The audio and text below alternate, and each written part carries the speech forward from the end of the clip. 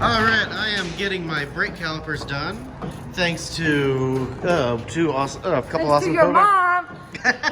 coworkers, as you can see. And there's Austin. He helped me with my drum brakes. He did most of it. I gave him McDonald's. My front brakes are almost pretty much completely useless, and you can even see the rotors are. I'm gonna have to order new ones, but they are completely gouged out.